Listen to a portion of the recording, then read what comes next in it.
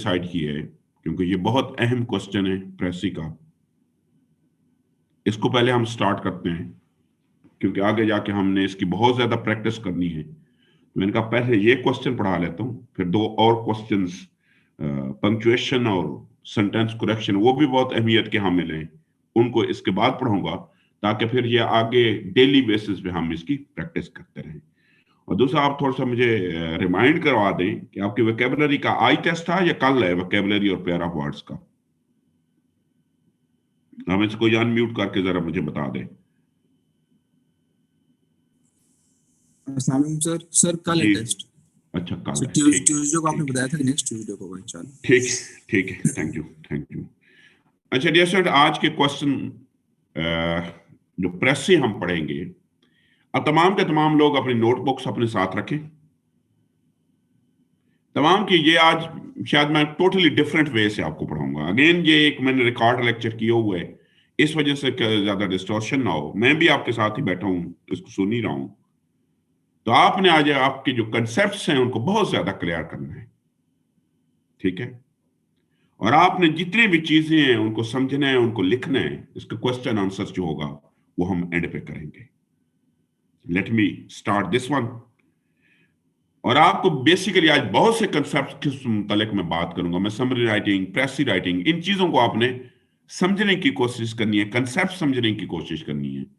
और जिस समय मेरे स्टूडेंट आपके कंसेप्ट ठीक हो गए ना, फिर देखना इंशाल्लाह प्रेसी में बहुत ज्यादा नंबर आएंगे। अगर वॉइस के अंदर कोई डिस्टॉर्शन जो कोई इशू हो तो आपने मुझे बताना है, कमेंट्स में लिख देना।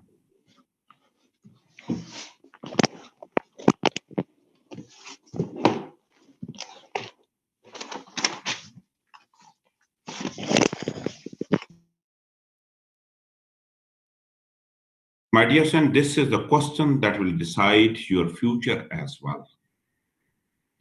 Because this question is consisted on 20 marks, और बहुत से लोग सिर्फ इसी क्वेश्चन की वजह से फेल होते हैं।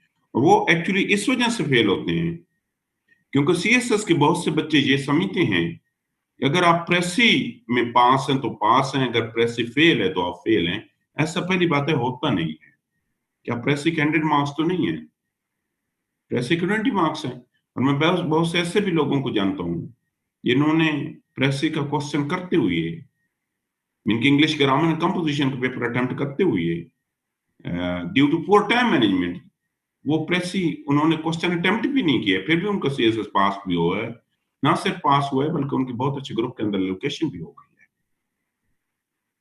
अच्छा my dear friend, let me, मैं सबसे पहले तो इसको डिफाइन करूंगा और फिर मैं इसके ऑब्जेक्टिव पे जाऊंगा। But before starting let me talk about two concepts. One is summary writing and the second one is pressy writing. You are used to the summary writing since your, early classes. And they are so close to each other as well. दो concept हैं, एक को हमने pressy writing कहते हैं, दूसरे को हम summary writing कहते हैं। और ये summary writing जो है, आप since your early classes you are used to this one. आप इसको पढ़ रहे हैं, अपनी early classes से इसको पढ़ रहे हैं। और आप इसी प्रेसी राइटिंग को भी समरी राइटिंग के वे में करने की कोशिश करते हैं, क्योंकि दोनों का ऑब्जेक्टिव सेम। समरी और प्रेसी का ऑब्जेक्टिव तो एक ही है ना। ऑब्जेक्टिव क्या है कि they both have been written in order to reduce the length of a paragraph. काम तो दोनों का एक ही है। और काम क्या है कि ये दोनों इस वजह से हम लिखते हैं ताकि आपके एक पैराग्राफ की जो लेंथ है उसको कम किया जा सके। लेकिन जब तक इन दोनों को आपको डिफरेंस का नहीं पता होगा तब तक मुमकिन ही नहीं है कि आप इसमें अच्छे नंबर ले सकें। और मैं जब भी स्टूडेंट्स के पैसेज देखता हूं तो मुझे वो प्रेसी राइटिंग से ज्यादा समरी राइटिंग नजर आती है। आप डिफरेंशिएट ही नहीं कर सकते। My dear son, this summary writing and pressy writing, they are absolutely different from each other. अगर ये एक दूसरे से मुख्तलिफ ना होते समरी राइटिंग और प्रेसी राइटिंग, तो फिर तो एक कंसेप्ट होना चाहिए था, या वो समरी राइटिंग होनी चाहिए या वो प्रेसी राइटिंग होनी चाहिए। So we have two concept, हमारे तो दो कंसेप्ट हैं। मैं सबसे पहले तो इनको डिफरेंशिएट करूंगा। आप में से कोई है जो मुझे बताएगा कि what is the difference between summary and प्रेसी writing? Anyone among you?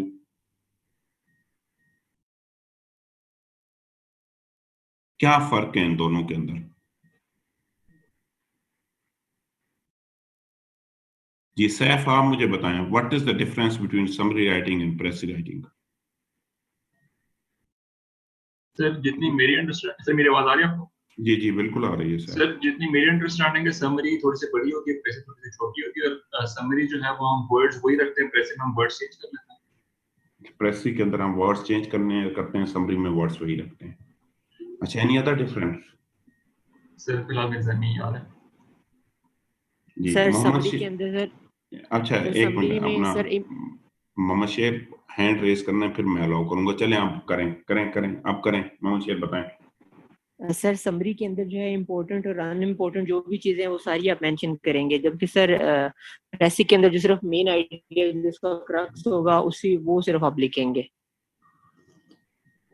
अच्छा, और क्या डिफरेंस है? एनी अदर डिफरेंस अपना मोहम्मद शेर? बाकी सर वो उसमें आप जो है उसके वर्ड्स आप ले सकते हैं पैसेज के अंदर से भी, और इसमें जो है सर आपके अपने वर्ड रीडर के जो है अपने राइटर के अपने वर्ड्स होंगे सारे, और इसको लाजमी जो है सर ये 1/3 होगी। समरी जो है उसकी लेंथ डिफाइन नहीं होती। जी किरण, किरण आप बताएं, what is the difference between these two concepts? Sir I think ये जो समरी होती है उसमें आप एग्जांपल्स भी कोट कर सकते हैं, लेकिन हम लोग प्रेसी में नॉर्मली एग्जाम्प्ट कर देते हैं। दूसरा यही बात जो 1/3 वाला रूल था, मोस्टली हम प्रेसी में तो ये अप्लाई करते हैं, बट समरी में एप्लीकेबल नहीं होता। Any other difference? जी सर मेरी तरफ से यही। जी फरह मुश्ताक आप बताएं। सर मेरे ख्याल से जो प्रेसी है उसमें हम एग्जाम्पल और जो एक्सप्लेनेशन होती है उसको ओमिट कर सकते हैं, मतलब कि उसको प्रिसाइज करके और एग्जैक्टली उतनी नहीं लिखनी होती हमने। तो समरी मेरे ख्याल से इंफॉर्मेशन को ओमिट नहीं करते। प्रेसी में ओमिट करते हैं, एक्स्ट्रा इंफॉर्मेशन समरी में नहीं एक्स्ट्रा करते। इंफॉर्मेशन को कर सकते हैं जी।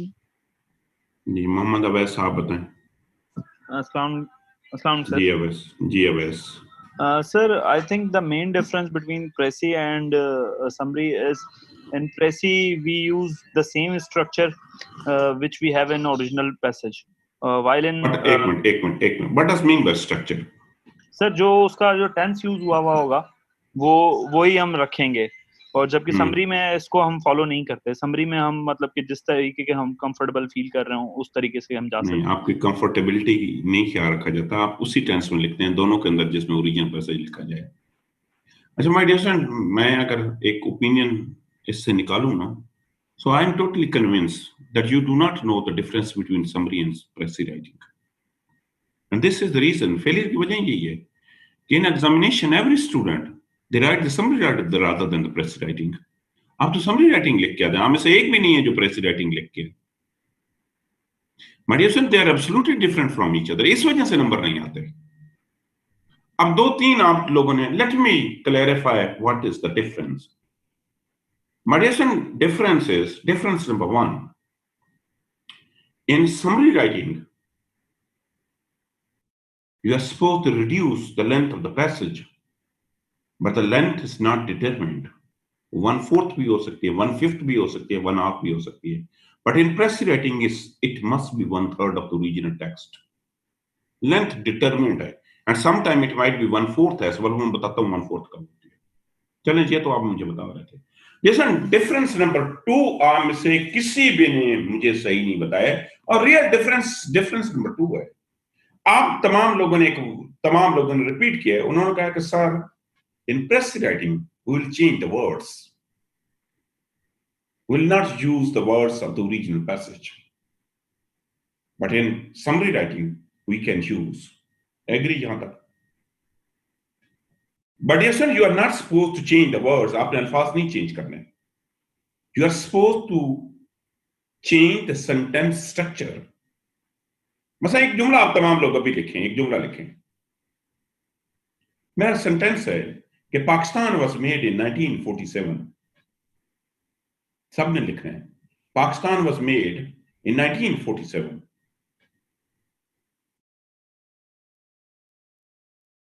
पाकिस्तान was made in 1947, तमाम लोगों ने लिख रहे हैं इसको।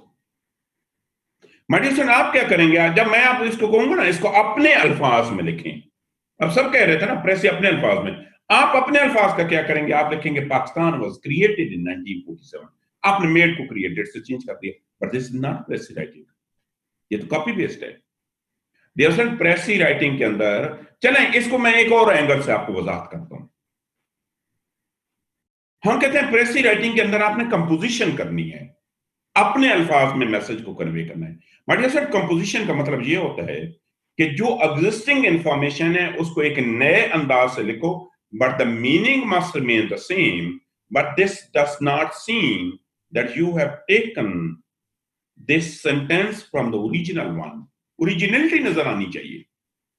अगर मैं इसको लिखूं ना, तो या प्रेसी राइटिंग हम लिखते हैं ना, आपने वर्ड्स को नहीं चेंज करना है, वर्ड्स को भी चेंज करना है। You are suppose to change the sentence formation, आपने सेंटेंस को ब्रेक करना है, आपने उस पूरे के पूरे सेंटेंस को एक नए अंदाज में लिखने की कोशिश करनी है। अब पता है, अगर मैं इसको कहूं ना, मुझे कोई कहे कि सर आप इसको अपने अल्फाज में लिखें, पता है मैं इसका क्या लिखूंगा? मैं इसके लिए एक रूल होता है, जो ये कंपोजिशन जो है ना, इसके लिए एक रूल है, मैं रूल बताता हूं। शायद मैं इसको ये लिखूंगा, the year 1947 was known for the inception of Pakistan. ये बताएं, I have written a new sentence with the same meaning. My dear friend, जब आपने अपने अल्फाज है, इसको बेसिकली इंग्लिश में कहते हैं कंपोजिशन। कंपोजिशन के 3 रूल्स हैं, ये नोट कर लें। रूल नंबर 1 ये है कि you are suppose to change every word except the noun. आप तमाम अल्फाज चेंज करेंगे, नाउन के अलावा, हेल्पिंग वर्ब के अलावा, प्रीपोजिशंस के अलावा आप तमाम के तमाम अल्फाज को चेंज करेंगे। मेन के वर्ब भी चेंज करेंगे, एडजेक्टिव भी चेंज करेंगे, एडवर्ब भी चेंज करेंगे। ये 3 मेन अल्फाज चेंज होते हैं। नाउन कभी भी चेंज नहीं होता, क्योंकि कभी भी किसी भी नाउन का कभी भी 100% कोई सिनोनिम नहीं होता। कुछ नाउन चेंज हो जाते हैं, लेकिन मेजर नाउन चेंज नहीं होते। अब पाकिस्तान तो चेंज नहीं होगा। Rule number 1। रूल नंबर 2 ये है, इन योर सेंटेंस, जो आप सेंटेंस बना रहे हो, your first 3 words may not match with the first 3 words of the original sentence। कि जो कुछ आप लिख रहे हो, आपके पहले 3 सेंटेंस ओरिजिनल सेंटेंस के 3 वर्ड्स ओरिजिनल के साथ नहीं मैच करने चाहिए। मतलब देखा ना, मेरा जुमला है पाकिस्तान वाज मेड, जब आप लिखेंगे तो आपके पहले 3 वर्ड्स के अंदर पाकिस्तान का जिक्र भी नहीं होना चाहिए, वाज का भी जिक्र नहीं होना चाहिए, मेड का भी जिक्र नहीं होना चाहिए। सीएसएस के अंदर एक पैसेज आता है कि env is the worst characteristic of human beings, और हम ऐसे ही शुरू करते हैं इनवी। तो ये तो आप कॉपी पेस्ट कर रहे हैं। आपने तो क्या किया, आपने तो 2-4 अल्फाज चेंज कर दोगे। 2-4 अल्फाज से प्रेसी नहीं बनती। मैंने रूल आपको बताया, my dear sir, you are suppose to change the sentence, कि आपने उस सेंटेंस को ब्रेक करना है और उसकी जगह एक नया सेंटेंस लिखना है, but that new sentence must convey the same meanings. उसके लिए मैंने रूल्स बताए। मैंने पहला रूल्स ये बताया कि अब you are suppose to change every word except noun. Rule number 1, rule number 2, your first 3 words may not match with the original 3 words. And rule number 3, meaning must remain the same. आपके meaning 100% same होने चाहिए। ये इसको हम composition कहते हैं। दरअसल ऐसा करेंगे तो आपका, और रीडिंग कंप्रीहेंशन की भी यही बात है। हम क्या करते हैं, हम 2-4 अल्फाज को आइडेंटिफाई करके हम उनको चेंज कर देते हैं। वैसे तो नंबर नहीं आएंगे ना, आप तो कॉपी पेस्ट कर रहे हो। मैं 3 डिफरेंस बताए समरी और प्रेसी के। नंबर 1 मैंने कहा समरी की कोई लेंथ नहीं होती, प्रेसी की लेंथ होती है। नंबर 2, प्रेसी के अंदर आपने कंपोजिशन करनी है। कंपोजिशन का मतलब ये नहीं है कि आपने लफ्ज चेंज करने, आपको पूरे का पूरा सेंटेंस पैटर्न ब्रेक करना है। और रूल नंबर 3, प्रेसी का टाइटल होता है और समरी का कभी भी कोई टाइटल नहीं होता। There are the 3 major differences. जब तक आपको समरी और प्रेसी के अंदर आप चीजों को डिफरेंशिएट नहीं करेंगे, माय डियर स्टूडेंट, तब तक आपको कभी भी प्रेसी लिखनी नहीं आएगी। फिर पता है क्या, आउट ऑफ 20 आपके 5, 6, 7 नंबर आ जाएंगे। मेरे नजदीक अगर किसी के प्रेसी के अंदर लेस देन 10 मार्क्स हैं तो वो फेल है। प्रेसी के अंदर dear student, you can get more than 14 as well.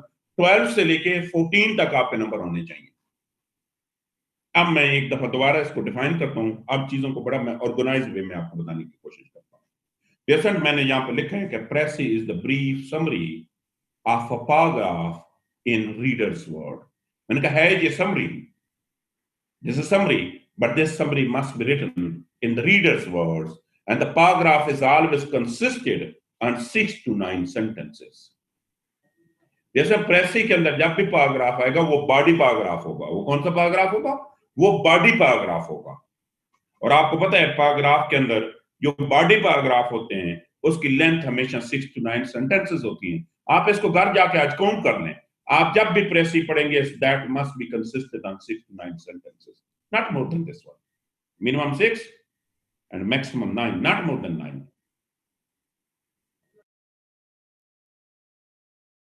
क्यों? क्योंकि इंट्रोडक्शन की तो प्रेसी बनती ही नहीं है, क्योंकि इंट्रोडक्शन तो ऑलरेडी किसी चीज की प्रेसी होता है। प्रेसी सिर्फ बॉडी पैराग्राफ की बन सकती है, और ये न्यूज़पेपर के जो आर्टिकल्स होते हैं इनकी भी प्रेसी नहीं बनती। My dear son, pressy has been added in CSS because your examiner is interested in 3 objectives. वो प्रेसी CSS के में इस वजह से ऐड की गई है क्योंकि आपका एग्जामिनर जो है ना, he is interested in 3 element. उसने आपकी 3 स्किल्स चेक करनी है। Number 1 is just not comprehension. Out of 20, 10 marks will go for comprehension. जैसे 20 में से 10 नंबर तो सिर्फ कंप्रीहेंशन के हैं, और कंप्रीहेंशन मीन अंडरस्टैंडिंग। अब देखें ना, अगर आपको पैसेज की समझ ही नहीं आती, आपको पता ही नहीं चलता पैसेज के अंदर क्या लिखा हुआ है, तो मेरा ख्याल है फिर तो यू विल गेट 0 मार्क्स, तो फिर आपके कोई नंबर नहीं आएंगे ना। Number 1 my dear son, comprehension. And comprehension को मैंने क्या कहा है? Comprehension mean understanding. 20 में से out of 20, 10 marks will go for comprehension. कि क्या आपको एग्जामिनर क्या चेक करना चाहता है? आपकी कंप्रीहेंशन, कि क्या अगर कोई चीज फ्यूचर के अंदर, आप जब फ्यूचर ब्यूरोक्रेट होंगे, कोई चीज इंग्लिश में लिखी हुई आती है तो क्या उसकी आपको समझ भी आती है या नहीं आती? My dear son, 7 marks will goes for composition. Composition जिसको आप सेल्फ राइटिंग कहते हैं। सेल्फ राइटिंग ये नहीं होती कि आप 2 लफ्ज चेंज कर दें और आपका इंप्रेसिव बन गई है। माय डियर स्टूडेंट, उसी सेंटेंस को एक नए मेथड से लिखना पड़ेगा। मैं इसके आगे रूल्स बताता हूं। और जो हम हर वक्त कहते हैं ना जी 1/3, my dear student, it has only 3 marks. 1/3 के सिर्फ 3 नंबर आए, और ये भी तब आएंगे जब ऊपर वाले पोर्शन आप ठीक करेंगे। सो सबसे पहले आप ऑब्जेक्टिव माइंड में रखें। My dear student, your examiner is interested to check your comprehension, your composition. Comprehension क्या आपको समझ आई है? जो कुछ समझ आया है क्या आपने उसको अपने अल्फाज में लिखा है? और नंबर 3 इज ब्रेविटी, जिसको कंसाइजनेस बोलते हैं। डियर स्टूडेंट, दुनिया के अंदर जितनी भी लिखी हुई चीजें होती हैं, every type of writing has 2 elements. तमाम की तमाम जो राइटिंग्स है उसके 2 एलिमेंट हैं। हम एक को लेंथ बोलते हैं और दूसरे को हम कंटेंट बोलते हैं। One is known as a length and the second one is known as a content. अब मसला यहां पे शुरू होता है। हम क्या करते हैं डियर स्टूडेंट? हम लेंथ कहते हैं नंबर ऑफ वर्ड्स को, और कंटेंट कहते हैं नंबर ऑफ आइडियाज को। जो भी, चाहे हिस्ट्री है चाहे फिलॉसफी है, 2 ही चीजें होती हैं ना। एक आर्गुमेंट्स होती हैं, नंबर ऑफ आइडियाज होते हैं या नंबर ऑफ इवेंट्स होते हैं, और दूसरा जो है वो नंबर ऑफ वर्ड्स होते हैं। हम बीइंग स्टूडेंट क्या करते हैं? हम my dear student number of words को रिड्यूस करने की कोशिश करते हैं। तो 1/3 तो बन जाएगा ना। देखो, आपने नंबर ऑफ वर्ड्स को रिड्यूस किया इस चीज से मुबर्रा होके कि कौन सी चीज अहम है और कौन सी चीज कम अहम है। चले 1/3 तो हो जाएगा, लेकिन उसके अंदर अहम चीज एक भी नहीं होगी, सबसे कम सपोर्टिंग डिटेल होगी। तो आप क्या समझते हैं? आपको प्रेसिड नंबर मिल जाएंगे। आपका काम ही नहीं है लेंथ को रिड्यूस करना। My dear student, your function is to reduce the content. आपका क्या काम है? आपने अपने कंटेंट को रिड्यूस करना है, नंबर ऑफ आर्गुमेंट्स को रिड्यूस करना है, नंबर ऑफ आइडियाज को रिड्यूस करना है, नंबर ऑफ इवेंट्स को रिड्यूस करना है, तो आपकी लेंथ ऑटोमेटिकली रिड्यूस हो जाएगी। कैसे? सबसे पहले तो डियर स्टूडेंट, जो प्रेसी के अंदर पैराग्राफ आता है, आपको उसकी कंपोजिशन का पता होना चाहिए। ये माय डियर स्टूडेंट, जब भी आपका पैराग्राफ आएगा, इट मस्ट बी कंसिस्टेड। आज जाके आप काउंट कर लें, it must be consisted on 6 to 9 sentences. कभी भी 9 से ज्यादा सेंटेंसेस नहीं होंगे, और in 99% it must be written in 1 continuous paragraph. कितने सेंटेंस होंगे? 6 to 9 sentences होंगे and it must be written in one continuous paragraph. और वो 6 to 9 क्या होंगे? My dear son, there should be one topic sentence, उसके अंदर एक topic sentence होगा। और ये भी 95% चांसेस होंगे your first sentence is known as a topic sentence.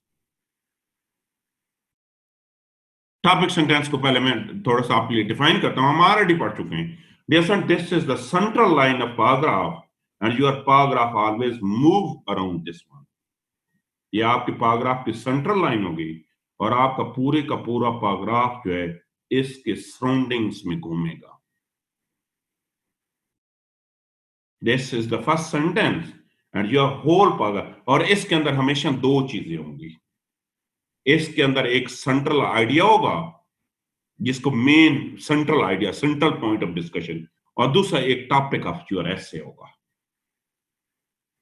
कैसे? फॉर एग्जांपल मैं यहाँ पे सीएसएस की पेपर उठाता हूं, ये पेपर है 2011 का, तो इसके अंदर पहला सेंटेंस जो है वो ये लिखा हुआ है, the psychological causes of unhappiness it is clear are many and various.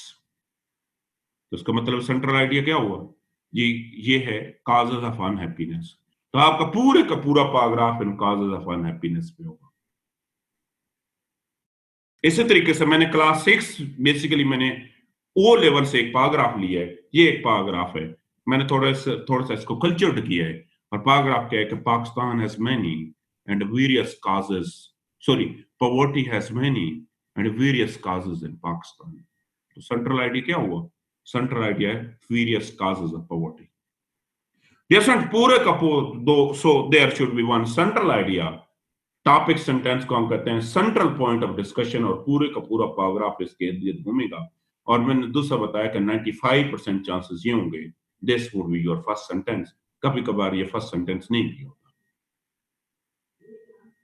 उसके बाद इसके मिनिमम, उसके बाद इसके मेन आइडियाज होंगे। मेन आइडियाज का क्या मतलब है? मेन आइडिया का मतलब ये है, मेन आइडिया का मतलब ये है, लैला आपके पास ऑलरेडी ये स्लाइड्स हैं। मेन आइडिया का मतलब ये है कि उसी टॉपिक सेंटेंस की मिनिमम 3 और मैक्सिमम 5 डायमेंशंस होंगे। आपके जो सेंट्रल आइडिया, जो सेंट्रल पॉइंट ऑफ डिस्कशन है, उसकी फर्दर बाइफर्केशन जो होगी ना, उसकी जो डायमेंशंस होंगी, हम उन्हें मेन आइडियाज बोलते हैं। वो मिनिमम 1 होगा, सॉरी मिनिमम 3 होंगे और मैक्सिमम 5 होंगे। मैं आगे बताता हूं कैसे। अब इसकी डायमेंशंस क्या होंगी? फॉर एग्जांपल ये डियर स्टूडेंट एक पैराग्राफ है कि poverty has many and various causes. तो वो जितनी भी कॉजेस होंगी ना, वो मेन डायमेंशंस होंगी कि जितने भी वो कॉजेस लिखेगा। इसी तरीके से ये पैराग्राफ जो है, ये जितनी भी साइकोलॉजिकल कॉजेस होंगी सारी की सारी मेन डायमेंशंस होंगी। मैंने कहा मिनिमम डायमेंशन 3 होती है और मैक्सिमम आपकी डायमेंशंस 5 होती है। मिनिमम इज 3 एंड मैक्सिमम आपकी 5 डायमेंशंस होंगी। ठीक है? तो डियर स्टूडेंट वी हैव, पहली चीज मैंने आपको ये बताई कि हमेशा जब भी पैराग्राफ होगा ना, जब भी पैराग्राफ होगा, ये रूल है कि एक पहला सेंटेंस आप समझे टॉपिक सेंटेंस होगा, उसके बाद उसकी मेन डायमेंशंस होगी। उसके बाद क्या करेगा वो? उसकी जो मेन आइडियाज है ना, मेन आइडियाज को एलाबोरेट करने की सपोर्टिंग आइडियाज डालेगा। जो आपके मेन आइडियाज है ना, मीन के सपोज करते हैं आपका topic sentence there are many cause of poverty, और पहली वो कॉज का कहता है कि illiteracy is the key cause. तो इलिटरेसी जो है ना, वो मेन आइडिया नंबर 1 है। अब आप इलिटरेसी की जितनी भी वजाहत करेगा वो सपोर्टिंग आइडियाज होंगे। हर मेन आइडिया की फर्दर बाइफर्केशन की जाती है, उसकी वजाहत की जाती है। उसके बाद दे मे गिव सम जस्टिफिकेशन, वो ऐड करेगा, कोई फैक्ट्स फिगर देगा, कोई कोटेशन देगा, उसको जस्टिफिकेशन कहा जाएगा। और एंड पे कभी नहीं भी कंक्लूडिंग सेंटेंस होता, और एंड पे वो जो डिस्कशन उसने शुरू की है उस डिस्कशन को क्लोज करेगा। आपका क्या काम है? माय डियर स्टूडेंट, आपका सिंपल एक ही काम है कि आपने 2 चीजें ऐड करनी है। आपने टॉपिक सेंटेंस ऐड करना है और मेन आइडियाज ऐड करने हैं। बाकी तमाम की तमाम डिटेल्स का आपने डिलीट कर देनी है। क्योंकि वो सारी की सारी सपोर्टिंग डिटेल होती है। इन दोनों से आपका मैसेज जो है वो कन्वे हो जाएगा। इसकी ये आप एक दफा इस पैराग्राफ को तमाम लोग गौर से पढ़ें और यहां से आप जरा आइडेंटिफाई करें कि कौन सा टॉपिक सेंटेंस है, कौन से मेन आइडियाज हैं, कौन से सपोर्टिंग आइडियाज हैं, कौन सी जस्टिफिकेशन है और कौन सा कंक्लूडिंग है। और यहाँ पे डियर स्टूडेंट मैं एक चीज बता दूं, ये जब भी टॉपिक सेंटेंस और मेन आइडिया जब भी बचेंगे ये हमेशा 1/3 ही होते हैं, ये बचेंगे ही 1/3। अब एक दफा इस पैसेज को मैंने ये क्लास 6 से लिया है, मैंने ओ लेवल से बेसिकली लिया है, इसको थोड़ा सा मैंने और आसान किया है। जरा इसको रीड आउट करें और यहां से आइडेंटिफाई करें कि कौन सा टॉपिक सेंटेंस है, कौन से आपके मेन आइडियाज हैं, कौन से सपोर्टिंग आइडियाज हैं, कौन सी जस्टिफिकेशन है, कौन सा कंक्लूडिंग सेंटेंस है। So read them carefully.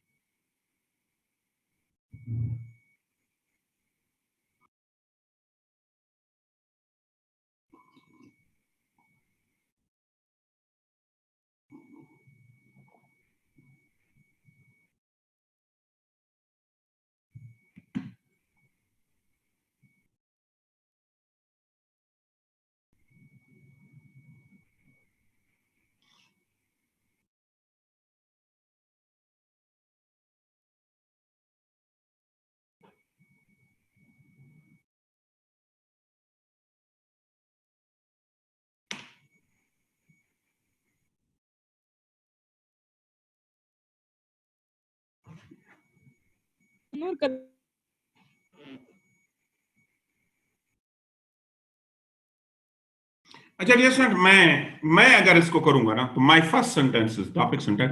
Even मेरे टॉपिक सेंटेंस के अंदर भी जो चीजें एक्स्ट्रा होंगी मैं उनको भी डिलीट कर दूंगा। तो मेरा पहला टॉपिक सेंटेंस है कि Pakistan has many causes, sorry poverty has many causes in Pakistan. One of the main cause of poverty is illiteracy. तो सो इलिटरेसी जो है ना, this is main idea number 1। अगर देखें तो सारी की सारी इलिटरेसी की डिटेल्स बता रहा है। इलिटरेसी की जितनी भी डिटेल बताएगा ना मैं वो सारी की सारी डिटेल्स को डिलीट कर दूंगा, क्योंकि उसका तो टॉपिक ऑफ एसे के साथ ताल्लुक ही नहीं है टॉपिक सेंटेंस के साथ। वो तो मेन आइडियाज की एक्सप्लेनेशन है।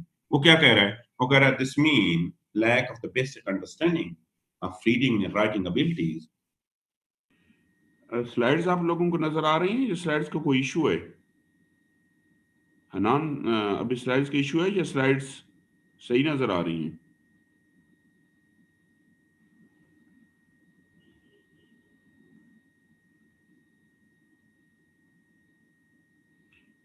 हनान क्योंकि आपका कमेंट्स में आया हो तो स्लाइड नजर आ रही हैं या नहीं? आप अपने आप को अनम्यूट कर सकते हैं आप। फिर ठीक है, नजर आ रहे हैं। ठीक है आपको, क्योंकि मैंने कमेंट्स पढ़ा तो इस वजह से। चले ठीक है, हम कंटिन्यू करते हैं। This is more common among females. Illiteracy rate in Pakistan is 43%. Therefore, 24% people are living below the poverty line. Furthermore, poverty also emerge due a sense of job opportunities. देखो dear student, this is main idea number 2। दूसरी बात की है मैंने कहा ना, topic sentence की जितनी भी डायमेंशंस होंगी आप उसको मेन आइडियाज, फिर आगे मेन आइडियाज की वजाहत कर रहा है। In both private and public sector, and in such situation, citizens are unable to get the money to fulfill their basic needs. Poor economic growth is another factor that lead a society towards poverty. So this is another dimensions. ये तीसरी dimensions है। फिर आगे इसकी वजाहत बता रहा है, and this ultimately minimize the earning potential of the people. और एंड पे बात करें, वो ऊपर वाली बात को रिपीट कर रहा है टॉपिक सेंटेंस को। क्या लिख रहा है? In short, it can be stated that the poverty has many reasons in Pakistan. My dear son, जितनी भी देखो, जितने भी मैंने क्या कहा है कि हर पैराग्राफ के अंदर 5 चीजें होती हैं। टॉपिक सेंटेंस होता है, मेन आइडियाज होते हैं, सपोर्टिंग आइडियाज होते हैं, जस्टिफिकेशन होते हैं, या कंक्लूडिंग सेंटेंस होते हैं। हमने क्या करना है? हमने 2 चीजों को रहने देना है। किसको? टॉपिक सेंटेंस को, और मेन आइडियाज को। बाकी तमाम की तमाम चीजें जो हैं हम उसे डिलीट कर देना है। देखो यहां पे हमने एक शॉर्ट सा पैराग्राफ लिया, हमने ये सारी की सारी उसी पैटर्न पे किया, और देखो जो कुछ मेरे पास बच्चा वो 1/3 ही बचा, और ये पूरे के पूरे पैसेज को कन्वे भी कर रहा है। कि poverty has many causes in Pakistan. One of the main cause of poverty is illiteracy, which is so common in Pakistan. हालांकि मैं ये भी निकाल सकता था. Furthermore, poverty also emerged due to the absence of job opportunities. Poor economic growth is another factor that lead a society towards the poverty. और ये summary बन गई है. प्रेसी का काम तो इसके बाद शुरू होगा. इसी तरीके से माय सन, ये मैं क्वेश्चन लेता हूं, मुझे 2 मिनट दे दें. अब अगर मैं इसकी बात करूं 2011 वाले पेपर की, इसको जरा रीड आउट करो, इसको भी उन्हीं लाइंस पे जरा रीड आउट करो, जरा जल्दी से इसको रीड आउट करें. सिंपल सी देखो, पहली चीज आपके पास सामने आ गई, साइकोलॉजिकल कॉजेस ऑफ अनहैप्पीनेस. आगे जो कॉजेस हैं वो 1 बाय 1 वो बताएगा. वो कहेगा पहली कॉज ये है, दूसरी कॉज ये है, तीसरी कॉज ये है, चौथी कॉज ये है. मिनिमम 3 कॉजेस बताएगा, मैक्सिमम 5 कॉजेस बताएगा, not more then this one.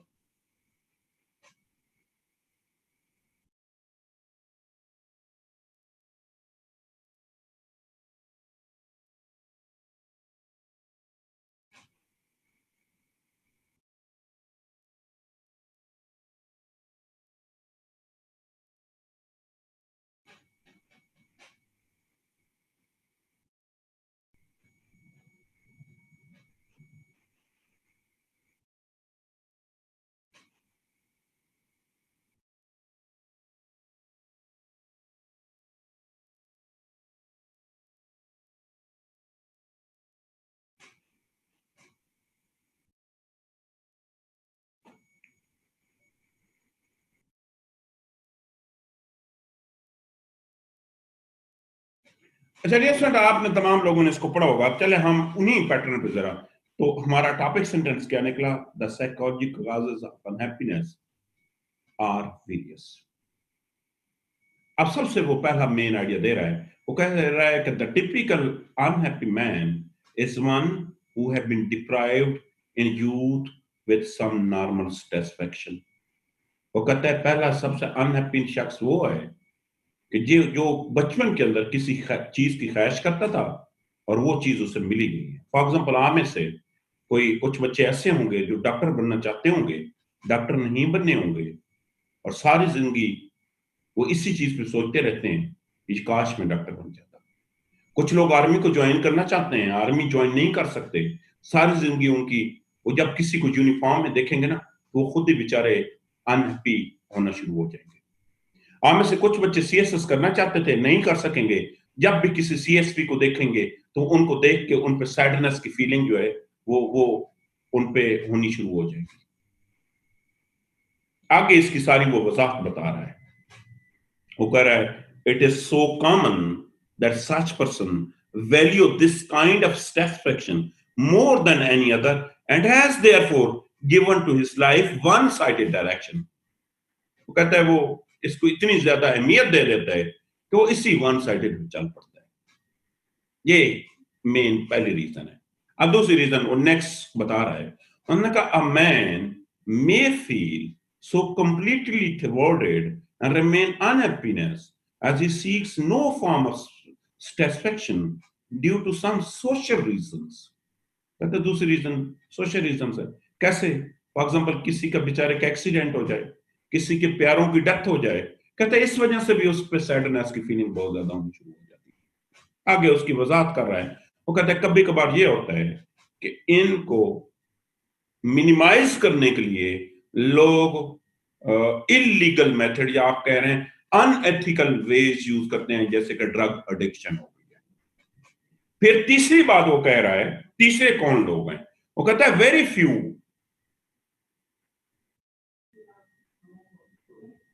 उनका very few people I believe will deliberately choose unhappiness.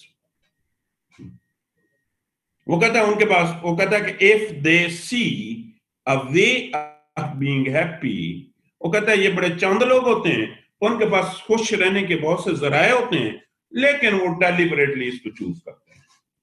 जैसे कि मैं आपको एक एग्जांपल दूंगा, जैसे कि ये करप्ट लोग हैं, जैसे कि शायद मैं एग्जांपल दूंगा आसिफ अली जरदारी साहब की. तो उन्होंने अपनी जिंदगी को खुद ही अचीरन कर दिया है ना. शायद नवाज शरीफ की एग्जांपल दूंगा. फिर आगे वो कह रहा है कि उसने कहा आखिरी एक और लोग भी हैं, और वो लोग हैं जो कि इस जिंदगी के अंदर इस जिंदगी की हकीकतों से आश्कार हो जाते हैं। जैसा कि अब्दुल स्तारीद दिए हैं, कहते हैं वो लोग सेल्फ एक्चुअलाइजेशन पे पहुंच जाते हैं, उन्हें पता चल जाता है कि ये जिंदगी की अहमियत क्या है, और वो अपनी जिंदगी दूसरों के गमों के लिए, दुखों के लिए वक्फ कर देते हैं, और कहते हैं ये वो लोग होते हैं जो कि रियल अनहैप्पी लोग होते हैं। जब देखें ये जो कुछ हम बचाएंगे तो ये 130 बचेगा। तो डियर फ्रेंड, आपका काम क्या है? मैं दोबारा वापस जाता हूं, आपका तो काम ही नहीं है लेंथ को रिड्यूस करना, your function is to reduce the content. अब यहां पे एक और चीज मैं थोड़ी सी बताता जाऊं। डियर फ्रेंड, पैराग्राफ की डिफरेंट शेप्स हैं। हम सबसे पहले एक पैराग्राफ को कहते हैं सिंपल पैराग्राफ। सिंपल पैराग्राफ वो होगा कि जी पहला सेंटेंस टॉपिक सेंटेंस होगा, ये सिंपल पैराग्राफ है, पूरा सेंटेंस टॉपिक सेंटेंस होगा। दूसरा सेंटेंस जो होगा वो मेन आइडिया होगा, फिर उसके सपोर्टिंग होंगे, फिर मेन आइडिया होगा, फिर उसके सपोर्टिंग होंगे। तो ये तो बड़ा सिंपल है, लेकिन कभी कभार वो कहता है कि कॉम्प्लेक्स सेंटेंसेस आते हैं। कॉम्प्लेक्स सेंटेंसेस या कॉम्प्लेक्स पैराग्राफ वो पैराग्राफ होता है कि काफी लंबा सेंटेंस होगा, सेंटेंस का पहला क्लास जो होगा वो टॉपिक सेंटेंस होगा, दूसरा क्लास जो होगा उसका मेन आइडिया होगा। और फिर क्या होगा, कभी कभार ऐसे भी होगा कि सेम एक लॉन्ग सेंटेंस होगा, जैसा कि हमने ये कॉम्प्लेक्स सेंटेंस यहां पे लिखा है। ऊपर वाली सिंपल की मैंने मिसाल देखी है, देखो मेन आइडिया अलग है, उसके सपोर्टिंग आइडियाज जो हैं वो अलग सेंटेंसेस में लिखे गए हैं। इसमें तो आप क्या करेंगे कि पूरा का पूरा एक सेंटेंस आप रख लेंगे और अगले 2 या 3 सेंटेंसेस जो हैं आप उनको डिलीट कर देंगे। लेकिन कभी कभार वो कहता है ऐसे नहीं भी होता, कभी कभार कंपाउंड सेंटेंस होता है, जैसे कि सेंटेंस नंबर 2 में देखें। सेंटेंस नंबर 2 एक लॉन्ग सेंटेंस है, इसका पहला हिस्सा जो है वो मेन आइडिया है और इसका दूसरा जो पार्ट है वो सपोर्टिंग आइडियाज है। तो इसमें क्या करेंगे, आप पूरे के पूरे सेंटेंस को ना डिलीट करेंगे ना ऐड करेंगे, उसमें आप क्या करेंगे, उसका जो रेलिवेंट पोर्शन है उसको रहने देंगे और जो उसका इररेलेवेंट पोर्शन है उसको आप डिलीट कर देंगे। तो हम इनको कहते हैं कंपाउंड सेंटेंसेस। तो कभी कभार तो ये होगा, छोटे छोटे जुमले होंगे, पहला सेंटेंस आपका मेन सेंटेंस होगा, फिर उसके सपोर्टिंग सेंटेंस होंगे, फिर दोबारा दूसरा मेन आइडिया होगा, फिर उसके सपोर्टिंग होंगे। लेकिन कभी ऐसा नहीं होगा, कभी कभार ऐसे होगा कि एक लॉन्ग सेंटेंस होगा, उसका पहला क्लास जो है वो मेन आइडिया होगा और उसका दूसरा क्लास जो है वो उसकी सपोर्टिंग डिटेल होगी। तो उसमें आधा सेंटेंस आपको रखना पड़ेगा और आधा आपको डिलीट करना पड़ेगा। उसके बाद जस्टिफिकेशन आप याद रखें, जैसे कोई कोटेशन आ गई है, कोई फैक्ट्स फिगर आ गए हैं, कोई एग्जाम्पल आ गई है, कोई ऑब्जर्वेशन आ गई है, उसको भी निकालेंगे आप। हमेशा कंक्लूडिंग सेंटेंस नहीं होता, कभी कभार कंक्लूडिंग सेंटेंस आपको पता है क्योंकि टॉपिक सेंटेंस की रिप्रोडक्शन होती है, तो इस वजह से हम कंक्लूडिंग सेंटेंस जो है उसको हमेशा डिलीट कर देंगे। तो डियर स्टूडेंट, ये हमेशा पैराग्राफ की ऐसी। तो आपका क्या काम है my dear student, your function is कि आपने कंटेंट को रिड्यूस करना है। जब आप कंटेंट रिड्यूस करेंगे तो आपकी लेंथ जो है वो हमेशा ऑटोमेटिकली रिड्यूस हो जाएगी। माय डियर स्टूडेंट, प्रेसी के 2 पोर्शंस होते हैं, एक प्रेसी राइटिंग होता है और दूसरा उसका टाइटल होता है। इसमें मैं बाद में बात करता हूं। मैं let me dear student start from here. ये बड़े साइंटिफिक स्टेप्स हैं, ये एक एक चीज आपने नोट करनी है। जैसे प्रेसी राइटिंग के लिए आपने करना क्या है, हम कहते हैं स्टेप्स और प्रोसेस ऑफ प्रेसी राइटिंग।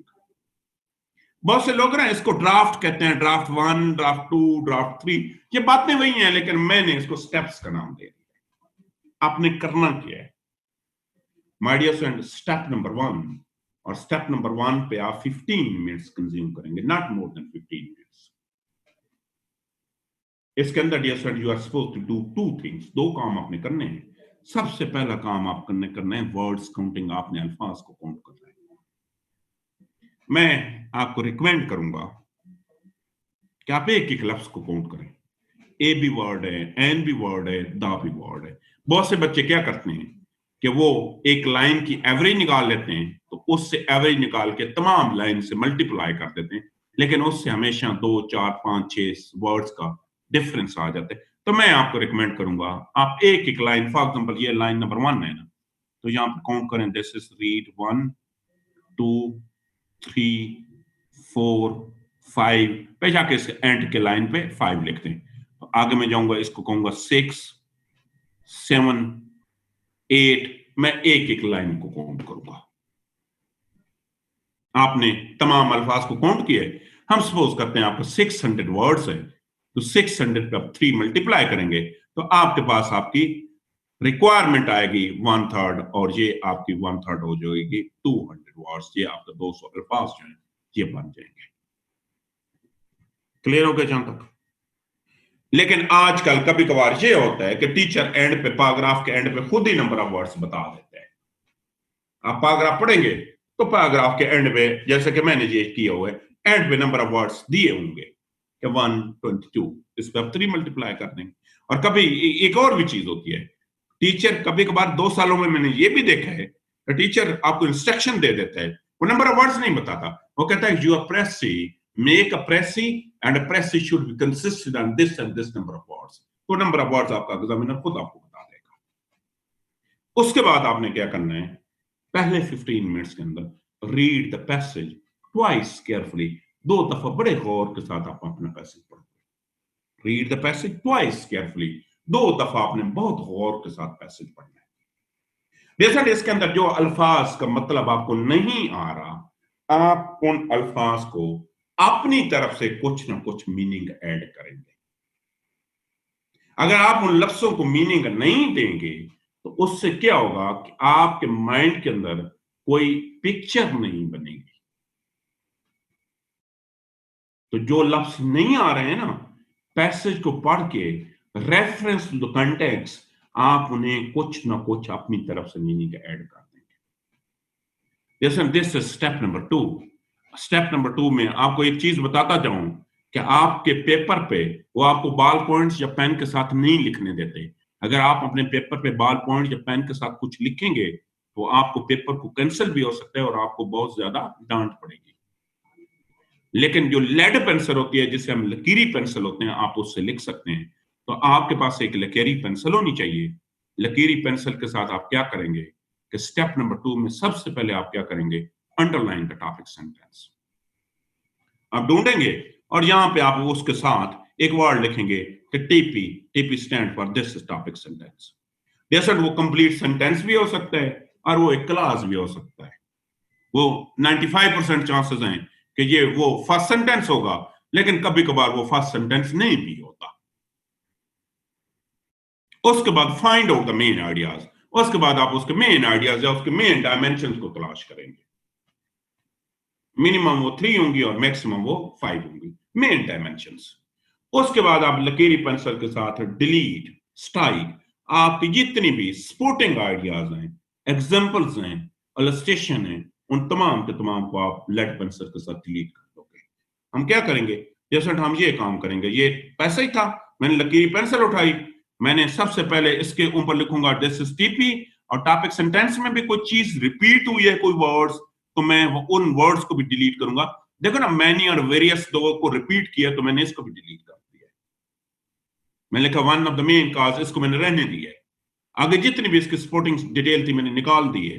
दूसरा सेंटेंस कंपाउंड सेंटेंस था, पहला ऐसा उसकी सपोर्टिंग था, मेन था, दूसरा उसका सपोर्टिंग था, उसको भी मैंने डिलीट कर दिया।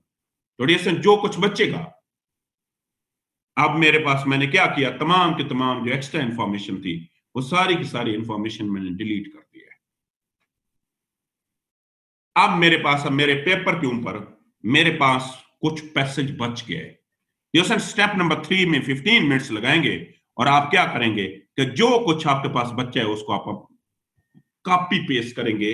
जो कुछ बचे उस सारे के सारे को, यहां आपका रफ वर्क है, स्टेप नंबर 3 में आप उसको कॉपी पेस्ट करेंगे। हमारे पास जो कुछ बचा है स्टेप नंबर 3 में हमने उसको कॉपी पेस्ट कर दिया। माय डियर फ्रेंड्स, ये मेरी समरी बन गई है। ये मेरी क्या, this is my summary, it's not my press writing, ये मेरी समरी बनी है। और अब मेरा रियल काम शुरू होगा। मैं इसकी अब प्रेसी बनाऊंगा। जैसे प्रेसी बनाने, मैं इसको कंपोज करूंगा, मैं इसको पैराफ्रेज करूंगा 3 लफ्ज। हम इसको ये भी कह सकते हैं कि मैं अपने अल्फाज में लिखूंगा, ये भी हो सकता है। मैं इसको कहूंगा मैं कंपोज करूंगा। कंपोज करूं, हम तमाम लोग कहते हैं कि ए आर रहमान बहुत बड़ा कंपोजर है म्यूजिक। क्या आपने देखा है कि ए आर रहमान ने कभी कोई न्यू इंस्ट्रूमेंट म्यूजिक में यूज किया हो? जैसे वो कभी भी एक न्यू इंस्ट्रूमेंट नहीं यूज करेगा, वो एग्जिस्टिंग जो जो टूल्स हैं उनको एक डिफरेंट मैनर्स में यूज करेगा। इसको हम कंपोजिशन कहते हैं। जैसे आप इसको कंपोजिशन भी कहते हैं, हम इसको पैराफ्रेजिंग भी कहते हैं। इसके तीन रूल्स हैं। रूल नंबर इसका 1 ये है कि आप तमाम के तमाम जो की वर्ड्स हैं, नाउन के अलावा तमाम वर्ड्सों को चेंज करेंगे। मैं यहाँ पे इस मैनी को भी चेंज करूंगा, मैं इस काजस को भी करूंगा। जैसा नाउन चेंज नहीं होता, क्योंकि कभी भी किसी भी नाउन का 100% कोई नाउन सिनोनिम्स नहीं होता। फॉर एग्जांपल एक नाउन है, सपोज एक वर्ड है कि ही इज इंटेलिजेंट। हम कहते हैं इंटेलिजेंट वाइज, ये तो सिनोनिम ही नहीं है। इंटेलिजेंट और चीज होता है। इंटेलिजेंट तो वो होता है जिसका आईक्यू लेवल बहुत ज्यादा हो, और वाइज वो होता है जो चीजों को फोरसी कर सके। इंटेलिजेंस जो है ना वो गॉड गिफ्टेड आईक्यू लेवल, लेकिन विजडम जो है ना वो एक्सपीरियंस से आती है। तो आपने एक चीज आज माइंड में बैठा लेनी है कि नाउन को चेंज तो करना है, लेकिन जो की वर्ड्स होते हैं उनको कभी भी नहीं करना। फॉर एग्जांपल पिछले 2 सालों पहले एक लफ्ज आया था इनवी। हमने कहा जेलसी, जेलसी और इनवी तो सिनोनिम ही नहीं है। हमने कहा अनहैप्पीनेस, आप चेंज कर देंगे सैडनेस। अनहैप्पीनेस तो मेडिकल रीजन होती है, सैडनेस तो सोशल रीजन होती है। तो जो की वर्ड्स है उसको तो कभी भी आपने चेंज करना ही नहीं है, लफ्जों को चेंज करना है। नंबर 2, दूसरे स्टेप पे आपका सेंटेंस, इस सेंटेंस को एक नए अंदाज से लिखना है। पॉवर्टी हैज मैनी रूल क्या है कि आप जब नया जुमला लिखोगे ना तो उसके अंदर पॉवर्टी आना चाहिए, पहला 3 लफ्जों में ना हैस आना चाहिए या ना मैनी आना चाहिए।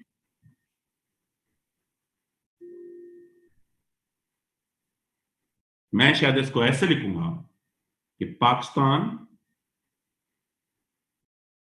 has been facing this poverty due to some reasons। मैंने एक नया जुमला बना दिया। मैंने मैनी को भी चेंज कर दिया, सम कर दिया, मैंने काजस को भी चेंज कर दिया, मैंने इसकी जगह लफ्ज रीजन लिख दिया। तो जैसे तीसरा जो स्टेप है, मैंने कहा आपने चीजों को क्या करना है, पैराफ्रेज। और पैराफ्रेज के 3 रूल्स मैंने बताए। वर्ड्स को चेंज करो, और उसके बाद वर्ड से भी ज्यादा आप सेंटेंसेस को ब्रेक करके you are supposed to make a new sentence, but this must convey the same message. Message change नहीं होना चाहिए। जैसे यहां पे बहुत से बच्चे कंफ्यूज हो, वो कहते हैं सर इसका मैंने 1/3 ही नहीं बनाया। बेटे आपने तो हर सेंटेंस का 1/3 बनाने नहीं है, क्योंकि आपने तो पूरी के पूरी जुमले बीच में निकाल लेते हैं। तो 1/3 तो कंपाउंड सेंटेंस का बनता है, 1/3 तो सिर्फ कंपाउंड सेंटेंस का बनता है जो बहुत लंबा जुमला हो। अदरवाइज तो आपको पूरे के पूरे जुमले निकालने पड़ेंगे और पूरे के पूरे जुमले ऐड करने पड़ेंगे। तो रियल माय डियर फ्रेंड आपका काम है पैराफ्रेज। आपने पैराफ्रेज कर दिया, लेकिन जहां पे एक और बात बताऊं, स्टेप 3 के अंदर, आपका स्टेप 3 के अंदर हमेशा 1/3 ही बचेगा, 1/3 से ज्यादा नहीं बचेगा। आप समझे, अगर 1/3 से 10 अल्फाज ज्यादा हो गए हैं, 1/3 60 अल्फाज थे, आपके 70 अल्फाज बन गए हैं, तो इसका मतलब है आपकी कंप्रीहेंशन ठीक ही नहीं है। आप उसको दोबारा रीड आउट करो, क्योंकि शायद आपने किसी ऐसी चीज को ऐड कर दी है जो कि शायद सपोर्टिंग डिटेल थी। आपने किसी सपोर्टिंग डिटेल को वहां पे ऐड किया हुआ है, जो एडेड सम सपोर्टिंग डिटेल शायद आपने ऐड कर दी है। अगर 10 अल्फाज या 6 अल्फाज, देखो बेटे 5, 4, 6 अल्फाज का कोई इशू नहीं है। वो क्या करोगे, अगर ज्यादा हो गए हैं तो एडजेक्टिव एडवर्ब निकाल दोगे, अगर कम हो गए हैं तो एडजेक्टिव एडवर्ब। 10 लफ्ज अगर सपोज करें आपका कम हो गए हैं, तो इसका मतलब ये है कि आपने किसी मेन चीज को, मेन एलिमेंट को मिस किया हुआ है। तो क्या करना है, स्टेप नंबर 3 के अंदर 2 काम करने हैं। रीराइट पूरे का पूरा करना है, उसके नीचे लाइन लगानी है और उसको पैराफ्रेज करना है, और ये ना लगे कि आपने ऊपर वाले की नकल की हुई है। मैं आगे अभी करके देता हूं, इसी को करके देता हूं। हम सपोज करते हैं, हमने सपोज कर लेते हैं, इसको तो शायद मैं अब बाद में करूंगा। ये सपोज करते हैं कि ये एक स्टेप था, ये हमने उसको स्टेप 3 में कॉपी पेस्ट कर दिया। मैंने क्या लिखा, मैंने लिखा the psychological causes of unhappiness are many. The typical unhappy man is one who have been deprived in youth of some normal satisfaction. A man may feel so completely thwarted and remain unhappiness as he seeks no form of satisfaction due to some social reasons. Very few men will deliberately choose unhappiness. Those who have been seen everything in life, they are the real unhappy. अब मैं इसको paraphrase करूंगा. Paraphrase के 3 rules मैंने रखे हैं कि मैंने पूरे का पूरे सेंटेंस को ब्रेक करना है. मैंने उस सेंटेंस को एक नए अंदाज में लिखना है. नंबर 1, मैंने कीवर्ड्स को चेंज करना है. मीन के मैंने बेसिकली एडवर्ब को, वर्ब को और एडजेक्टिव को चेंज करना है. नाउन को भी चेंज करूंगा, उन नाउन को जो कि कीवर्ड्स नहीं है. मैं ना तो अनहैप्पीनेस को चेंज करूंगा ना मैं साइकोलॉजिकल को चेंज करूंगा. बहुत से लोग साइकोलॉजिकल करते हैं मेडिकल.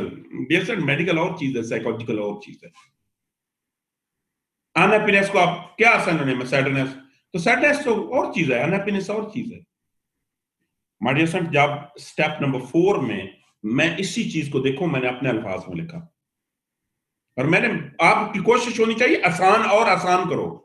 मैंने बिल्कुल सिंपल लिखा. मैंने कहा there are many psychological reason of unhappiness and all have something common. A common reason of unhappiness is deprivations. हालांकि मुझे ये deprivation का वर्ड भी चेंज करना चाहिए था, इसको अगली दफा मैं चेंज करूंगा. Of some childhood dreams. However, it is social circumstances which also lead to unhappiness as well. There are also a few individuals who prefer unhappiness, though they are few in numbers. They have always been a wise man who have explored the life completely and found it purposeless and become the unhappiness, though some people has doubt about their unhappiness as well.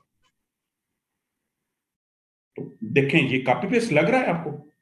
आप क्या करते, जैसे आप क्या करते कि इस causes को आप रीजन से लिख देते, अनहैप्पीनेस को सैडनेस लिख देते, मैनी को सम लिख देते, टिपिकल को कॉमन कर देते, अगेन मैन को एन इंडिविजुअल कर देते, डिप्राइव्ड को किसी और वर्ड के साथ चेंज कर देते. तो ये अगर ऐसा करेंगे तो ऐसे तो आपको 2-3 आपको सिर्फ एफर्ट के नंबर मिलेंगे.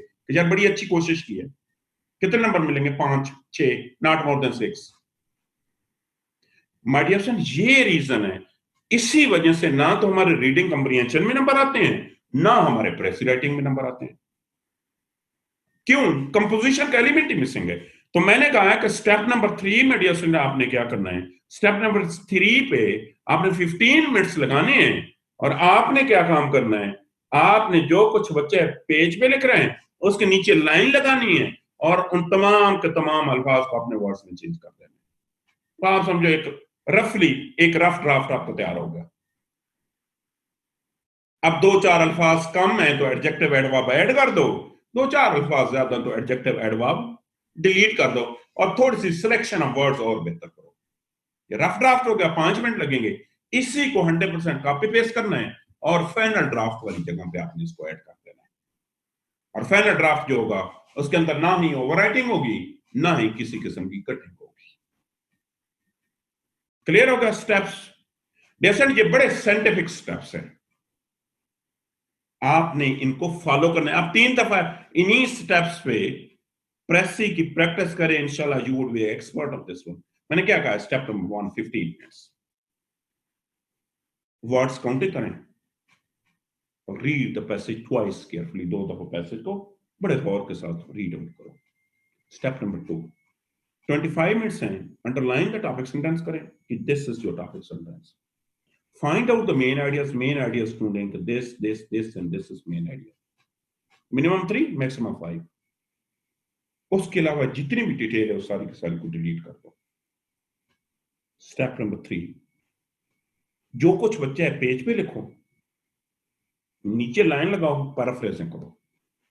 पैराफ्रेजिंग के बाद आपके पास एक रफ सा स्केच बन गए. अब वहां पे अल्फाज को काउंट करो, ऐड करो, डिलीट करो, लफ्जों की सिलेक्शन थोड़ी सी बेहतर करो और उसको फाइनल ड्राफ्ट में कन्वर्ट कर दो. यहां तक अगर आपके क्वेश्चंस है, अभी बहुत सी और चीजें रहती हैं, ये अभी मैं सिर्फ आपको चंद एक स्टेप्स बताए हैं. आगे हम जी क्वेश्चन है मोहम्मद अवैस का. जी अवैस.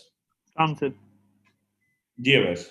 सर मैंने ये पूछना था, जैसे आपने ये तो बता दिया जिसमें डिटेल दी गई होगी इस पैसेज के बारे में, मतलब कोई भी होगा बंदा या कोई भी चीज होगी जैसे कॉजेज इफेक्ट के बारे में.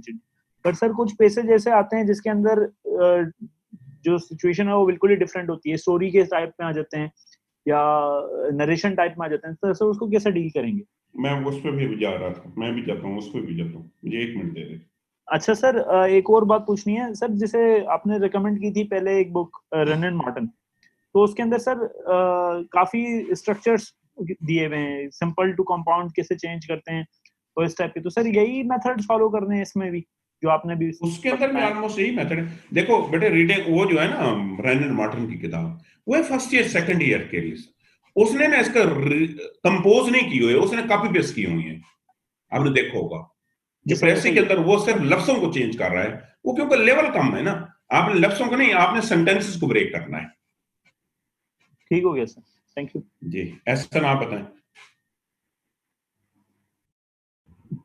सर, ये जो टाइम आपने बताया कि स्टेप 1 पे 15 मिनट्स और बाकी 25, तो सर ये ओवरऑल अगर करें तो सर 1 घंटा इस पर सर आप बता रहे हैं, तो ये टाइम मैनेजमेंट सर गलत नहीं हो जाएगी कि सिर्फ हम ट्रेसी राइटिंग पे 1 घंटा लगा रहे हैं? लगता ही 1 घंटा है, बाकी मैं आज पूरे पेपर की टाइम मैनेजमेंट भी बताऊंगा पूरे टाइम पे। तो भाई ये तो एक ऐसा क्वेश्चन है, प्रेसी के लिए तो आपके पास 1 घंटा और 20 मिनट बचते हैं। ये तो पेपर लोग आधा घंटा या 20 मिनट या 45 मिनट पहले कर लेते हैं। ठीक है सर। जी हमजा आप बताएं। ऐसा मैं आगे इस क्लास के कल वाली क्लास में पूरे पेपर की टाइम मैनेजमेंट बताऊंगा। जी हमजा आप बताएं। अस्सलाम वालेकुम सर, ये टॉपिक जो है वो हम पूरी इस अपने प्रेसी के ऊपर लिखेंगे या टॉपिक सेंटेंस के अंदर ही टॉपिक होगा हमारा? नहीं, टॉपिक अलग होगा, अभी टॉपिक में गया नहीं हूं, मैं बाद में बताता हूँ। ठीक हो गया। और सर अगर एक चीज हम उसकी मेन पॉइंट को हमने हाईलाइट कर दिया लेकिन वो स्टैंड अलोन सफिशिएंट नहीं है, तो बस we will let it be, उस पे हम खुद परेशान नहीं होंगे कि इसकी सपोर्टिंग डिटेल के बगैर वो पूरा कॉन्सेप्ट सही तरह एक्सप्लेन नहीं हो रहा। मैसेज कन्वे नहीं कर रहा तो उसको थोड़ा सा एक्सप्लेन कर दो। तो हम जब हम कंपोजिशन करेंगे तो हम मेन आइडिया को थोड़ा सा सप्लीमेंट करने के लिए जस्ट 25-30% आप सपोर्टिंग स्टेटमेंट की एक कीवर्ड या कोई कॉन्सेप्ट थोड़ा सा उसको बता सकते हैं। ठीक हो गया। अरूज आप बताएं। जी सर, ये जो आपने स्टेप 3 बताया है अभी, उसमें जब हम उसको कॉपी पेस्ट कर लेंगे और फिर पैराफ्रेज करेंगे तो वही हमारे पास रफ ड्राफ्ट होगा ना, तो फिर उसको दोबारा भी अंडरलाइन करने की जरूरत है? वो आपने क्या बोला है? वो एक रफ ड्राफ्ट बन गया ना, वही आप समझे रफ ड्राफ्ट हो गया। फिर उसको क्या करो, थोड़ा सा उसको और इम्प्रूव करो। एडजेक्टिव एडवर्ब्स की जो आप बात कर रहे थे उस अकॉर्डिंग, ऐड करोगे, थोड़ा सा सिलेक्शन ऑफ वर्ड्स को बेहतर करोगे। जब बेहतर करोगे तो एक वो बेहतर शेप में रफ ड्राफ्ट आ जाएगा। Fine sir, thank you. जी लैला बताएं। अच्छा सर, ये जो आप कह रहे हैं कि एग्जांपल्स को हमने एक्सक्लूड कर देना, तो अगर आपकी नज़र से गुजरा हो सीएसएस 2013, तो उसमें कल्चर के बारे में बताया हुआ कि कल्चर जो है उसके मेन एस्पेक्ट्स होते हैं एक्सटर्नल और ये सारा, तो उसमें ना साथ साथ उन्होंने यूरोपियन इंपीरियलिज्म की एग्जांपल दिया कि यूरोप ने एशिया अफ्रीका को सारा कोलोनाइज किया, तो ये यूरोपियन की जो एग्जांपल है इसको हमने एक्सक्लूड कर देना है या हमने इसको भी एक्सप्लेन करना है? बिल्कुल एक्सक्लूड कर देना। ये चाहे एग्जांपल को ज्यादा भी एक्सप्लेन किया गया हो, फिर भी हम ज्यादा किया हुआ है तो थोड़ा सा उसको आप टच दे दो, लेकिन आप समझो कि अगर वो 2-3 सेंटेंसेस में है तो आप उसको सिंगल फ्रेज में लेके आओगे या एक क्लास में लेके आओगे। ठीक है। ये ऐसा ना बताएं। सर वो जो पेपर की ये बात कर रही है ना, उसमें वो यूरोपियन वो मेन आइडिया था उसका, मतलब 2-3 होते हैं, वो देख लेते हैं, हम उसको अटेम्प्ट करेंगे, उसी 2013 के पेपर को अटेम्प्ट कर लेंगे। अच्छा अभी मुझसे एक बच्चे ने कहा है कि सर कभी कभार ना पैराग्राफ के अंदर आर्गुमेंट्स होती नहीं है। यस, कभी कभार नहीं होती। आपको पता है कभी कभार पैराग्राफ के अंदर क्या होता है? डियर सर, कभी कभार आपका पैराग्राफ ये ऐसे होते हैं जिसके अंदर इवेंट्स होते हैं। उसमें पता है क्या होता है? उसके अंदर मेन इवेंट्स होते हैं, फिर स्पोर्टिंग इवेंट्स होते हैं। तो उसके अंदर आप आइडियाज के लफ्ज को इवेंट्स के साथ रिप्लेस करते हैं कि आपने उसके अंदर मेन इवेंट्स होंगे, फिर उन इवेंट्स की डिटेल्स होंगी, फिर कुछ सपोर्टिंग इवेंट्स होंगे। तो उसके अंदर भी आपने यही करना है कि मेन इवेंट्स को आपने रहने देना है और आपके जितने भी सपोर्टिंग इवेंट्स हैं, आप तमाम के तमाम सपोर्टिंग इवेंट्स को डिलीट कर देंगे। Let me move forward. जैसे मैंने शुरू में आपको बताया था कि press is always consistent on 3 portions. Examiner आपके 3 चीजों में इंटरेस्टेड है। सबसे पहले वो कंप्रीहेंशन में इंटरेस्टेड है, फिर वो कंपोजिशन में इंटरेस्टेड है, और फिर वो ब्रेविटी जिसको आप 1/3 कहते हैं उसके अंदर इंटरेस्टेड है। सबसे पहली and major portion will goes for the comprehension. आप देखें ना, आपका मेजर पोर्शन जो है वो तो कंप्रीहेंशन पे बेस करता है। कंप्रीहेंशन क्या है? अंडरस्टैंडिंग। तो सबसे पहली चीज तो ये है डियर फ्रेंड्स, सपोज करते हैं आप एक पैसेज पढ़ रहे हैं, आपको पैसेज का 80% मीनिंग का, लफ्जों का मतलब ही नहीं आता, तो आप फिर तो ना कंपोजिशन होनी है ना ब्रेविटी होनी है। फिर कैसे आपको पता चलेगा कि कौन सी चीज टॉपिक सेंटेंस है, कौन सी चीज मेन आइडिया है और कौन सी चीज सपोर्टिंग आइडियाज है? डियर फ्रेंड, इस वजह से मेजर नंबर जो है वो कंप्रीहेंशंस के हैं। Out of 20, 10 will goes for comprehensions. और अगर आपकी कंप्रीहेंशन ठीक नहीं है तो फिर तो आप चीजों को 0 से मल्टीप्लाई कर दें। जब आपको पैसेज की समझ ही नहीं है ये, तो सबसे पहले तो हम ये पढ़ेंगे आपने कंप्रीहेंशन को कैसे बेहतर करना है। जैसे सबसे पहली चीज जरूरी है कि you must work on your vocabulary. Vocabulary पे काम करें। और दूसरी बात, जो लफ्ज आपको पैसेज से नहीं आ रहे हैं उनको आप अपनी तरफ से कुछ ना कुछ मीनिंग जो मैसेज दें। दूसरी बात, आपने शायद एक प्रेस पढ़ी होगी, मुझे ईयर याद नहीं है, कि ग्रीक आर्ट के मुतालिक, कि ग्रीक आर्ट के अंदर उन्होंने, और एक और प्रेस आपने पढ़ी होगी जिसके अंदर शेक्सपियर का भी जिक्र है, टॉलस्टॉय का भी जिक्र है। वो कहते हैं शेक्सपियर ये कहता था, टॉलस्टॉय ये कहता है। बेसिकली ना, ये जरा आप तवज्जो इस चीज पे देनी है। मेडिएशन प्रेस हमेशा 5 चीजों के मुतालिक आती है। प्रेस हमेशा 5 सब्जेक्ट से ली जाती है। उसमें सबसे पहले प्रेस लिटरेचर से ली जाती है। आर्ट लिटरेचर एक ही चीज है। कि बहुत दफा आपने ग्रीक आर्ट की बात की होगी कि जी पहले ग्रीक आर्ट से पहले ये होता था कि वो अब्स्ट्रैक्ट चीजों को आर्ट के अंदर पेंट करते थे, लेकिन जब ग्रीक्स आए तो उन्होंने नेचुरल सीन्स को पेंट करना शुरू कर दिया। फिर दूसरी एक प्रेस आई कि लाइफ के मुतालिक टॉलस्टॉय का ये कंसेप्ट है, शेक्सपियर का ये कंसेप्ट है, विलियम वर्डवर्थ का ये कंसेप्ट है। अच्छा, दूसरी प्रेस आती है फिलॉसफी से, लिटरेचर फिलॉसफी। तीसरी आती है साइकोलॉजी से अक्सर। चौथी प्रेस आती है पॉलिटिकल साइंस से, पोल साइंस से, पॉलिटिकल साइंस से। पांचवी प्रेस आती है आईआर से। तो एक इंग्लिश लिटरेचर 3 पीस। 3 पीस का मतलब philosophy, political science, psychology, international relation, और छठी प्रेस आती है सोशियोलॉजी के से। मैं 2011 के अंदर एक प्रेस आई थी, आप, मैं उसको उसके पहले 2 सेंटेंस बोल देता हूं, आप जरा लिखें। तमाम लोगों ने लिखना है। प्रेस आई थी साइकोसिस एंड न्यूरोसिस, न्यूरॉन से लिया गया, are the 2 major reasons of disorder. आप में से मुझे बताएं, आप में से कोई बताएगा कि यहाँ पे साइकोसिस और न्यूरोसिस का क्या मतलब है? जिसको आता है वो हैंड रेस करे। शायद आप में से जो डॉक्टर्स होंगे उनको पता होगा। क्या वो ऐशा आप बताएं, डॉक्टर ऐशा आप बताएं, ये व्हाट डज मीन बाय साइकोसिस और न्यूरोसिस का क्या मतलब है?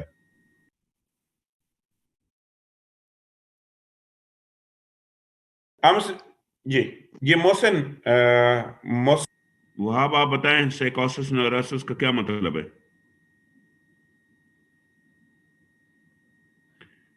वहाब आप अपने आप को अनम्यूट कर सकते हो। Hello sir.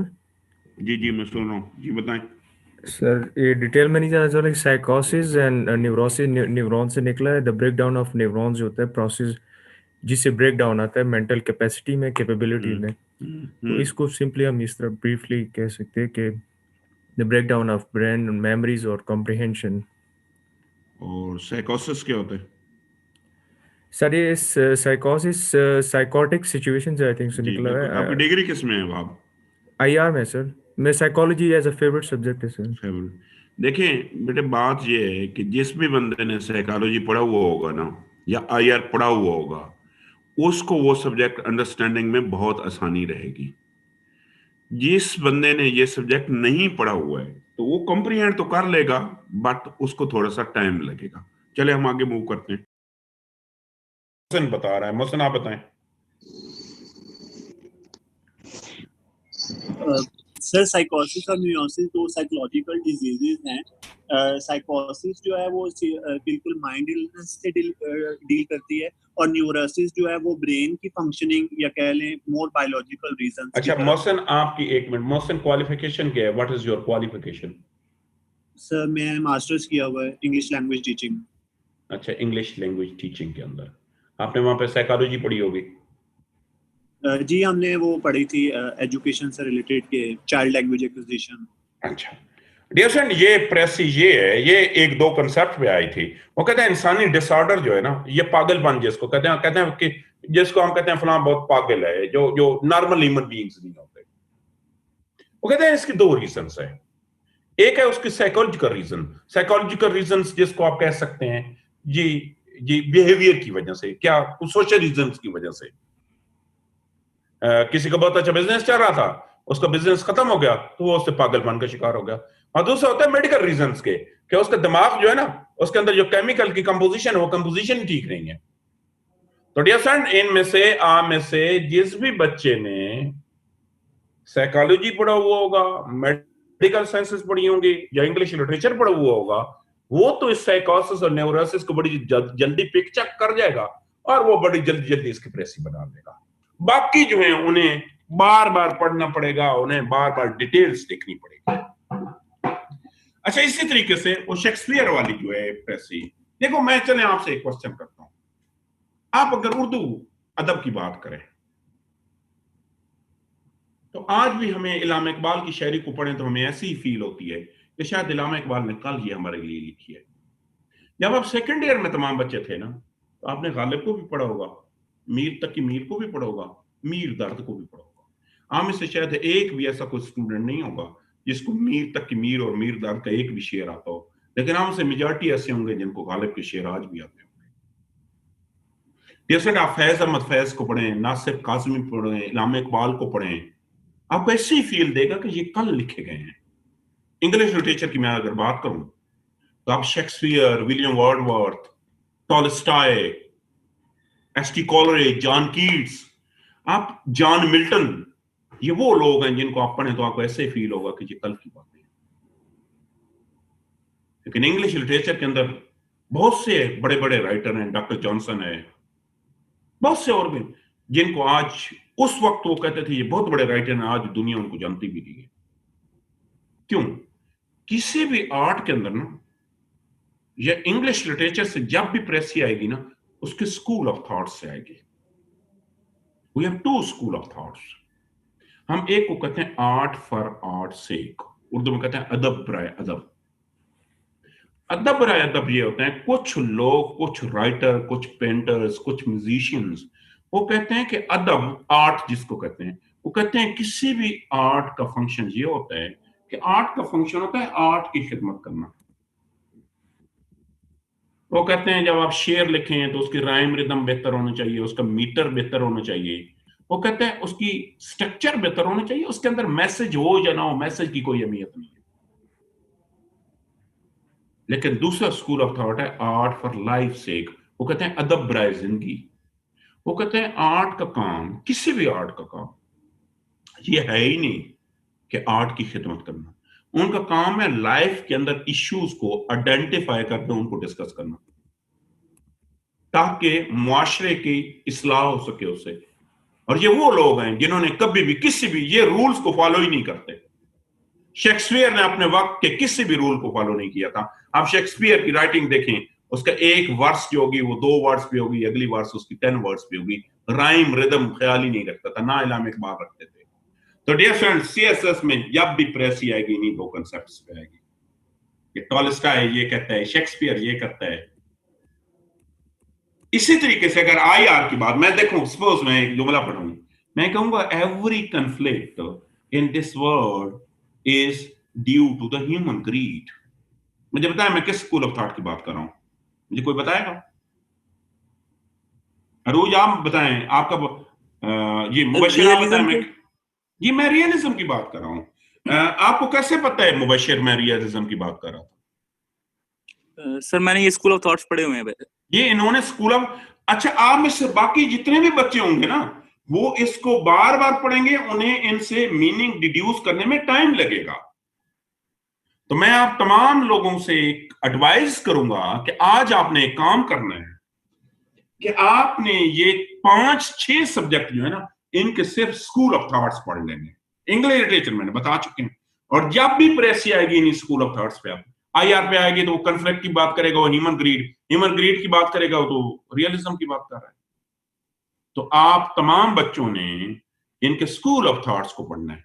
जो IR का बच्चा, जिसका IR का सब्जेक्ट है, वो IR के 2 पेजर बना दो कि ये स्कूल ऑफ थॉट्स हैं और इस स्कूल ऑफ थॉट का सिर्फ कंसेप्ट लिख दो, ये कंसेप्ट है। जब आपको स्कूल ऑफ थॉट का पता होगा और IR से जब भी प्रेस आएगी तो आप विद नो टाइम उसके मीनिंग को डिड्यूस कर लोगे, आपको पता चल जाएगा इसका ये मतलब है। ये 6 सब्जेक्ट मैंने बताए हैं। उसके बाद डियर फ्रेंड, आपको इंग्लिश ग्रामर आनी चाहिए और इंग्लिश ग्रामर के अंदर आपको पंक्चुएशन आनी चाहिए। देखो ना डियर फ्रेंड, पंक्चुएशन जब भी आपको पता है कॉलन आती है 2 डॉट्स, तो कॉलन बेसिकली फॉर एग्जांपल को रिप्लेस करती है। तो कॉलन के बाद वाली वैसे भी आपने सारी चीजें निकाल देनी होती हैं। कोई चीज पेयर ऑफ कॉमास के अंदर आ जाए, पेयर ऑफ ब्रैकेट्स के अंदर आ जाए, वो चीज भी आपने निकाल देनी होती है। तो आपको इंग्लिश ग्रामर आनी चाहिए और इंग्लिश ग्रामर में आपको पंक्चुएशन आनी चाहिए, क्योंकि आपको पता है बिकॉज लिखेंगे तो काउंट होगा और सेमी कॉलन लिखेंगे तो वो काउंट नहीं होगा। अब आते हैं डियर फ्रेंड, ये तो मैंने आपको कंप्रीहेंशन बताई है। मैं तमाम लोगों को एडवाइस करूंगा कि ये जो मैंने स्कूल ऑफ थॉट्स बताए हैं, आप थोड़ा सा इस पे काम करो। और दूसरा आपने डियर फ्रेंड एक और काम करना है, और डियर फ्रेंड वो आपका काम ये है कि आपने, ये एक किताब है बर्नार्ड रसल्स की, कॉन्क्वेस्ट ऑफ हैप्पीनेस। हर दूसरे तीसरे साल इसी किताब से प्रेस आ जाती है, हर दूसरे साल। आपने क्या करना है, इस किताब की समरी पढ़नी है आपने। ये किताब इंटरनेट से डाउनलोड कर लो, वैसे 2-3 पैराग्राफ इसके पढ़ लो, ताकि आपको, या 2-3 पेज पढ़ लो इस किताब के, आपको पता चल जाएगा कि इस किताब का सेंटेंस स्ट्रक्चर क्या है। और दूसरा इसकी समरी पढ़ लो। जब इसकी समरी पढ़ लेंगे तो आपको पता होगा कि इसका किताब के अंदर क्या क्या चीजें हैं, और जब इससे वो पैसेज उठाएगा तो ऑलरेडी क्योंकि आपने समरी पढ़ी हुई है, तो इसको जो जिसको कहते हैं ना ब्रेक करना, डी कोड करना आपके लिए बहुत आसान हो जाएगा। और दूसरा आपने क्या काम करना है, कभी कभार डियर फ्रेंड ये हाई स्कूल इंग्लिश ग्रामर में, अक्सर इस हाई स्कूल इंग्लिश ग्रामर से भी प्रेस आ जाती है। आपने इस हाई स्कूल इंग्लिश ग्रामर पे थोड़ा सा काम करना है। इसकी जितनी भी प्रेसेस हैं उन सारों को आपने सॉल्व करना है। मैंने बताया इस किताब के अंदर की के अंदर एक इशू है कि उसने ना फर्स्ट ईयर सेकंड ईयर उसने समरी राइटिंग की हुई है, लेकिन उसने लफ्जों को चेंज किया हुआ है। आपने लफ्जों के साथ सेंटेंसेस को भी चेंज करना है। इसके बाद आता है माय डियर फ्रेंड, जब आपने चीजों की कंप्रीहेंशन कर ली है तो उसके बाद आपने जो दूसरा काम करना है ना, वो आपने डियर फ्रेंड कंपोजिशन करनी है। वो जो स्टेप 3 में जो कुछ बच गया है ना, आप उन तमाम चीजों को आपने अपने अल्फाज में लिखने हैं। और उसके लिए सबसे पहली जो चीज है dear friend, paraphrase the original text. जो ओरिजिनल टेक्स्ट है आप उसको पैराफ्रेज करो। पैराफ्रेज का मतलब ये है कि डियर फ्रेंड आप उसको अपने अल्फाज में कन्वर्ट करने की कोशिश करें। डियर फ्रेंड आप अपने अल्फाज में चीजों को उस वक्त कर सकते हैं when you have good vocabulary. और दूसरी रिक्वायरमेंट क्या है कि आपके पास बहुत अच्छी वोकैबुलरी होनी चाहिए। आपके पास उर्दू की भी अच्छी वोकैबुलरी होनी चाहिए और आपके पास इंग्लिश की भी बहुत अच्छी वोकैबुलरी होनी चाहिए। इसके साथ साथ you must be very good in sentence construction, आपका ठीक होना चाहिए। यूज ऑफ आर्टिकल आपको आना चाहिए। आप जब कुछ लिखें तो उसके अंदर किसी भी किस्म की गलती नहीं होनी चाहिए। क्रिएटिव राइटिंग, क्रिएटिव राइटिंग यही होती है कि अपने अल्फाज में, और एंड पे you must use the beautiful selection of words होनी चाहिए कि आपको बहुत खूबसूरत अल्फाज का चुनाव होना चाहिए। अब आते हैं ब्रेविटी। ब्रेविटी पे मैं बाद में आता हूं। चंद यहां पे मैं एक मिनट पहले मैं ब्रेविटी पे आ जाता हूं कि मैंने का लिखा है कि eliminate all adjective adverb examples. आप तमाम के तमाम एडजेक्टिव, आप तमाम के तमाम एडवर्ब्स, आप तमाम के तमाम एग्जांपल्स में उनको डिलीट करो। Leave all the introductory remarks, जितने भी इंट्रोडक्टरी मीन की किसी चीज की इलस्ट्रेशन है, कोई एक्सप्लेनेशन की गई है, कोई एग्जांपल दी गई है, कोई सपोर्टिंग आइडियाज दिए गए हैं, किसी लफ्ज को रिपीट किया गया है, किसी कंसेप्ट को रिपीट किया गया है, कोई चीज कोटेशन मार्क्स के अंदर उन तमाम को डिलीट कर दो। वन वर्ड, कभी कभार आपको पता होता है डियर, कभी कभार ये होता है कि 6 चीजों के लिए मैंने एक लफ्ज हम लिख सकते हैं। One word substitution should be fully applied. कैसे? यहां पे ये एक पैसेज आप पढ़ें, देखो ना, मैंने लिखा poverty is a social evils in Pakistan which has many causes like illiteracy, bad governance, corruption, nepotism, lack of accountability, and poor performance of the sector. मैं तमाम लफ्जों की जगह एक लफ्ज लिख सकता हूँ। मैं लिख सकता हूँ it has many causes. Furthermore, it lead to the many socio-economic problems, poor economic growth, violence against state actors, insurgency, interference of the foreign powers, trade gap, and budget deficit. और इन तमाम लफ्जों की मैं एक वर्ड से replace कर सकता हूं और वो होगा कि इट हैज मेनी रिपरकशंस। तो डियर फ्रेंड, ये वन वर्ड सब्स्टिट्यूशन जो है इसको अप्लाई करें, और unless a conjunction is absolutely necessary, जब तक आपकी कंजंक्शन लाजिम नहीं है आपके लिए, फॉर एग्जांपल बिकॉज हो गया, तो उस बिकॉज को you can replace this because with semicolon. आपका semicolon जो है आप उसके साथ इसको replace कर सकते हैं। Unless a conjunction is absolutely necessary, it may be replaced with semicolon. And any statement, अगर किसी statement को उसने repeat किया है, और खास तौर पे conclusion जो होता है वो हमेशा introduction की reproduction होता है, तो आप उसको delete कर दो।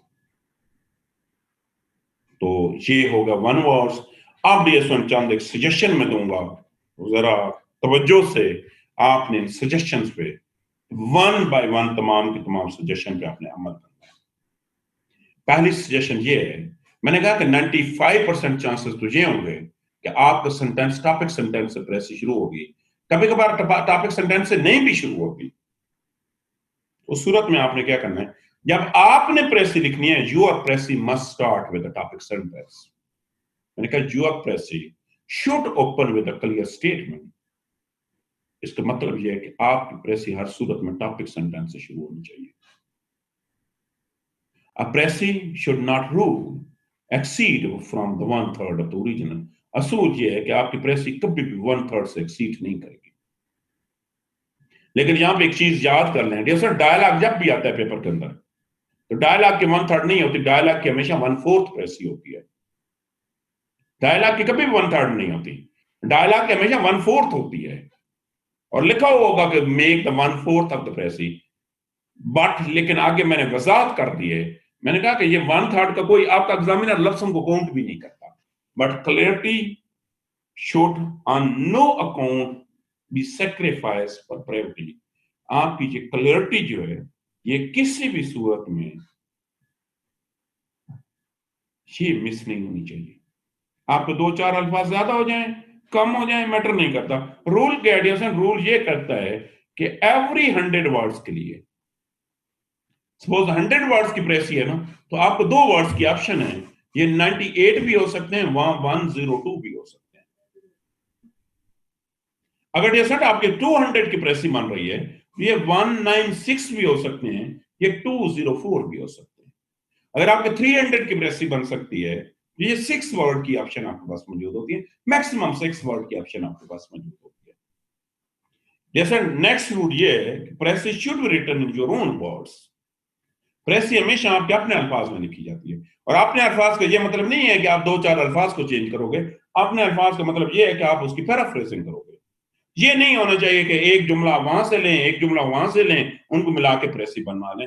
जैसे ना, precis should always be written in your own words and it should not be the patchwork. Patchwork कहते हैं खिचड़ी को, आपने पैराफ्रेज करनी है। अच्छा, जैसे ये बहुत से बच्चे कंफ्यूज होते हैं, वो कहते हैं हर सेंटेंस का 1/3। आप हर सेंटेंस का 1/3 उस वक्त बना सकते हैं जब कंपाउंड सेंटेंसेस हों। आपने प्रेसी को एज अ होल देखना होता है। The student should not think that he is to reduce each sentence or paragraph to 1/3 of its original. The pressy should be looked upon as a whole.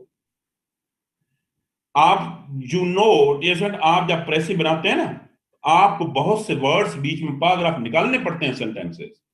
तो जो निकालेंगे ना, वो कह रहा है कि it must be in form of continuous expression. Continuous expression का मतलब ये है कि आपके तमाम सेंटेंसेस एक दूसरे के साथ वेल कनेक्टेड होने चाहिए। Your every sentence must be well connected with each other. आपका एक एक जुमला दूसरे जुमले से, और उसके लिए आपको क्या यूज करने पड़ेंगे, आप अपनी तरफ से डिस्कोर्स मार्कर यूज करें। मीन कि एक बात दूसरी बात को ऐड कर रही है तो आप फर्दरमोर लिखें। अगर एक बात दूसरी बात को कंट्राडिक्ट कर रही है तो आप लिखें on the other hand, on the contrary. जैसे प्रेसी के अंदर आप अपनी तरफ से, आपको पता है प्रेसी के अंदर बहुत सी चीजें ऐसी होंगी जिनके साथ मेंटली आप एग्री डिसएग्री करेंगे। तो आपने क्या करना है, डेसेंट आपने इम्पार्शियल होकर लिखना है। आप ना अपनी फीलिंग्स, ऑब्जेक्टिविटी होनी चाहिए। ऑब्जेक्टिविटी का मतलब ये है कि आप किसी भी चीज के अंदर जब आप लिखेंगे ना, आप अपनी तरफ से चीजें नहीं ऐड करेंगे। आपको अच्छी लगे, आपको बुरी लगे, आपको वो लिखनी पड़ेगी। और डेसेंट 2016 के सीएसएस के अंदर आपको पता है सिर्फ 202 लोग पास हुए थे, और उनमें से मेजॉरिटी लोग जो थे वो प्रेसी में फेल हुए थे। और 2016 के अंदर सिर्फ वो लोग पास हुए थे जिनकी प्रेसी बहुत ज्यादा अच्छी थी। जिन लोगों की प्रेसी नहीं अच्छी थी उनमें से एक भी स्टूडेंट सीएसएस के अंदर पास नहीं हुआ था। मेडिएशन उसकी रीजन थी, और उसकी रीजन जो बेसिक रीजन थी, उसकी बेसिक रीजन ये थी कि प्रेसी फर्स्ट पर्सन में आई हुई थी। वहां पे लिखा होता I have decided a visit, I have decided to visit a place। और हर बच्चे ने लिखा था I have decided। My dear friend, क्या आपने डिसाइड किया? आपने तो डिसाइड नहीं किया। वो कहता है जब भी प्रेसी फर्स्ट पर्सन में लिखी जाए ना, इसको थर्ड पर्सन में लिखो। कि अगर फर्स्ट पर्सन में है ना, उसको थर्ड पर्सन में लिखो। अगर लिखो ना I have decided, आप पता है उसको प्रेसी क्या बनाए? आप लिखें the writer has decided, the author has decided।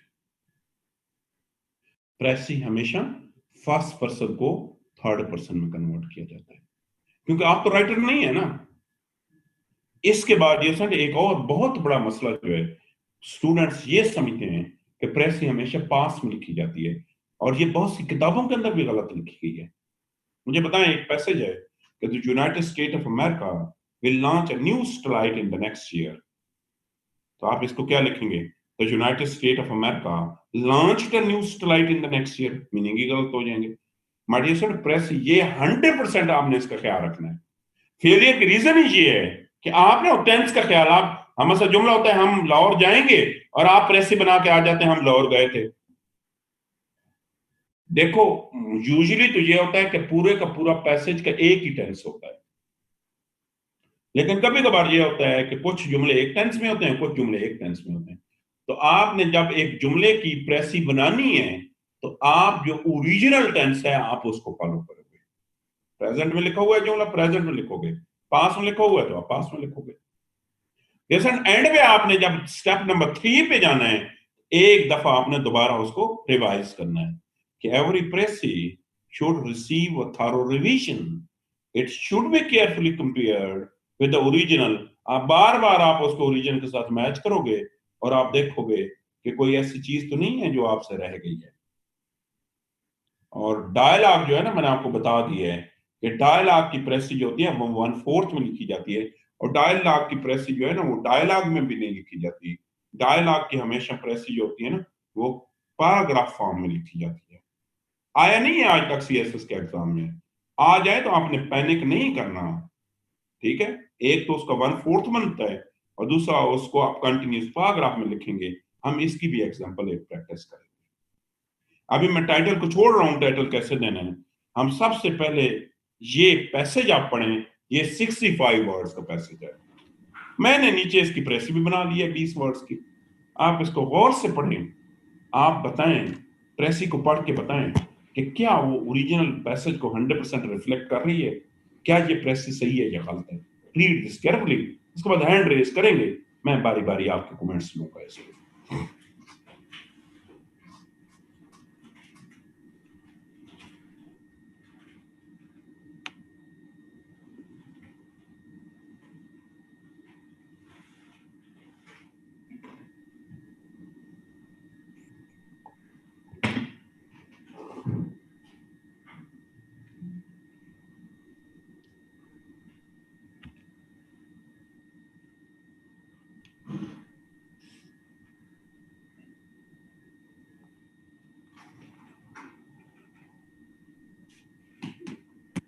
ठीक है सर।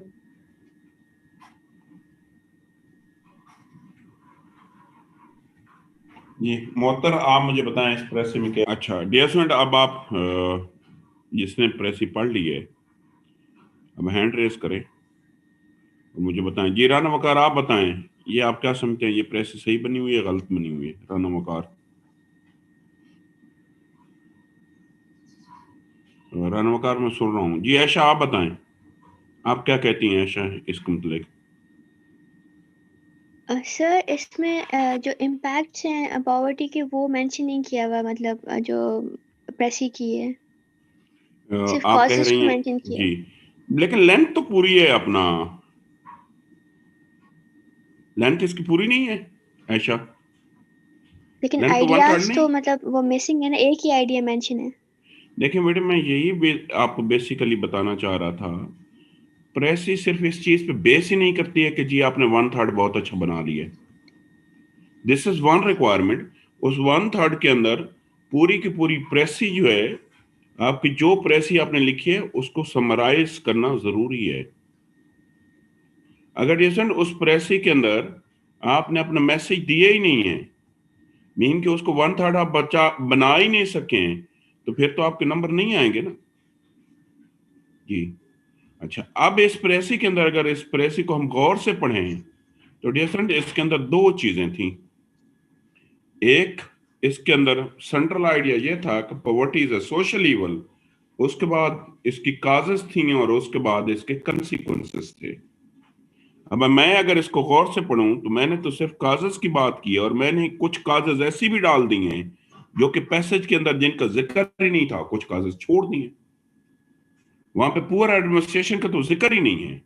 अब ये इसकी ब्रेनस्टॉर्मिंग जब करेंगे ना तो ये बनेगी कि लाइक के बाद वाले सारे काजेस सारे कंसिक्वेंसेस खत्म करूंगा और ये इसके रियल प्रेसी बनेगी कि penny social economic issues being poverty, which is key issue in Pakistan, it impacts a society in different ways as well. अब देखें ना, ये हमारी रियल प्रेसी बनी है इसकी।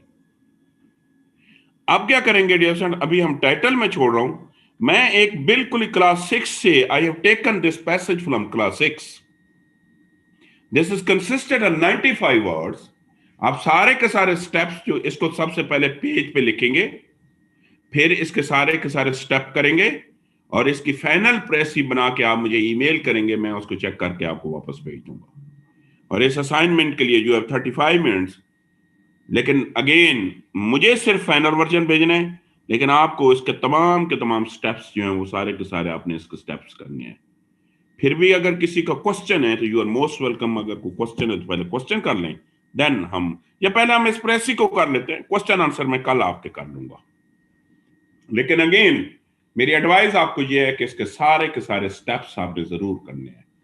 पहले इसको लिखें, देन फर्स्ट स्टेप करें, स्टेप 2 करें, स्टेप 3 करें, इसकी पैराफ्रेजिंग करें और फाइनल वर्जन इस प्रेसी का बना के आप हमारा जो ईमेल एड्रेस है उस पर भेज देंगे। मैं चेक करूंगा, कल की क्लास से पहले मैं भेज दूंगा। और आगे हमने डियर स्टूडेंट इसकी बहुत प्रैक्टिस करनी है। This is the practice that will इंशाल्लाह मेक यू परफेक्ट। ये प्रैक्टिस ही आपको परफेक्शन की तरफ लेके जाएगी। हम क्लास अब इधर ही एंड करते हैं। अब सिंपल आपने इसको सोल्यूशन सॉल्व करना है और मुझे ईमेल भेजनी है। आपके जितने भी क्वेश्चन आंसर्स होंगे उनके जवाब मैं कल के लेक्चर के स्टार्ट में दूंगा।